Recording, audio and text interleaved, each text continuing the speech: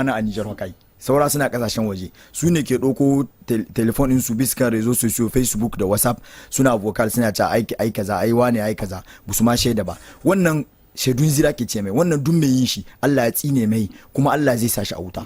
Me ya kamata wannan biskan addinin musulunci ne ke gai, ban ka aya ba na sa mai, amma malamai sun gai wannan ya kamata su ma su bude kan mutane. Akwai wani abu da mutane ba su gane ba cikin wannan tahiya. Ito ga tahiya in ka ga tahiya ba ta ma sai ka koma gehe ka sa ido, amma ba ka bata ta ba tunda ba ta batuwa, abu ne wanda Allah ya rige yayi. Zan ka kuma hankali in jawo hankalin su wannan mutane masu wannan cece kuce su gane da yanda ake ciki. Ita ga tahiya da an ka fara in Allah ya reda an yi nisa, kamar dawowa baya babu shi kuma. Tahiya ce ta ƙasa duka, ta duka 'yan ƙasa. Ya kamata mu zam uwa ɗaya uba ɗaya, mu zam tsintsiya mu ɗarmin kiɗe don mu shi daɗinta, don saboda tahiyyar mu ce mu duka duk ta Nijar ce, babu wani kowa ne kuma